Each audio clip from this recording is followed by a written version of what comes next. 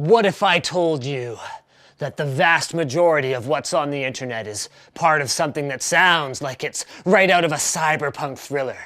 It's called the Deep Web. And although you might not feel like Tank from The Matrix, you probably use it just about every day without even realizing it. But what exactly is this Deep Web?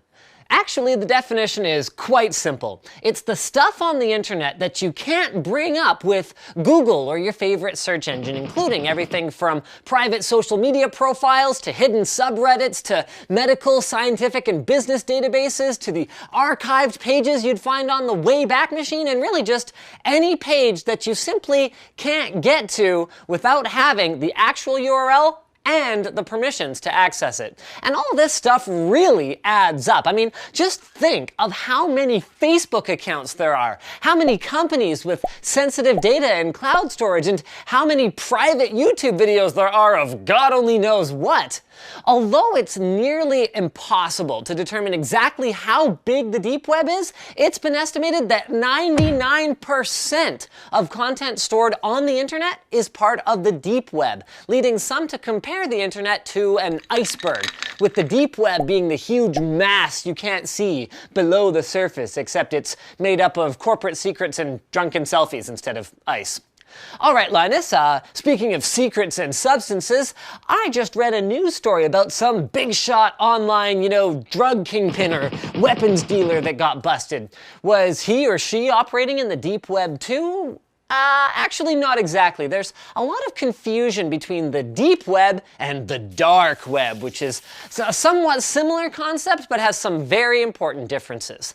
Unlike the deep web, sites on the dark web are often meant to be publicly accessible. However, you can't get to these places without special software that usually encrypts and anonymizes your connection in some way. The best known system that does this is the Onion Router, or Tor, which works by encrypting data when it's sent and bouncing it through a number of nodes until it arrives at its destination.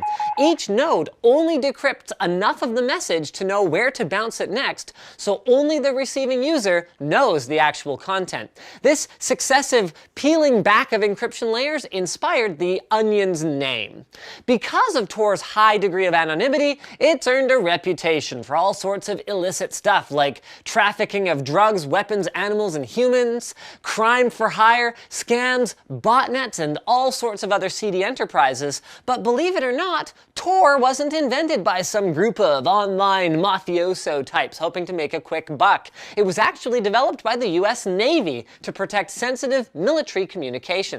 And although the US government is busy trying to catch those who use Tor for nefarious purposes, there are a lot of nobler uses for Tor and other dark nets as well. They can provide protection to human rights activists in oppressive nations, people with fringe political views or outside society's mainstream, those hiding from abusers, whistleblowers, or just folks who want more privacy in an age where people are concerned legitimately about surveillance. In fact, Uncle Sam actually heavily funds the Tor project to help people who are trying to speak out in authoritarian countries. So with the continued growth of social media and cloud storage and an online community that is increasingly aware of threats to privacy, usage of the deep and dark webs should continue to climb rapidly. But just remember, guys, that even the best security can be defeated by someone looking over your shoulder.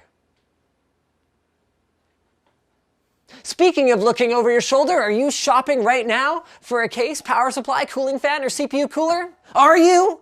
If you are, you should give Cooler Master a look. They've been making awesome PC parts for as long as I've been an enthusiast, and they've got some killer stuff on the market right now, with like those V-Series power supplies that we use for all of our editing workstations, and some upcoming stuff too, including the Master Case, a well-ventilated series of cases with a ton of flexibility for internal upgrades and even external appearance changes. Check them out at coolermaster.com, and let them know on Twitter at CoolerMasterUSA if you ended up going for a CM product because you saw it here. Thanks for watching, guys. Like the video if you liked it. Dislike it if you thought it sucked. Check out our other channels. We've got our dildo racing video up on channel Superfun now, so you guys are definitely going to want to check that out. It is absolutely fantastic, totally inappropriate, and Just great in every possible way. If you have suggestions for future Fastest Possible videos, leave a comment below. And as always, don't forget to subscribe and follow and all of that good stuff. See you next time.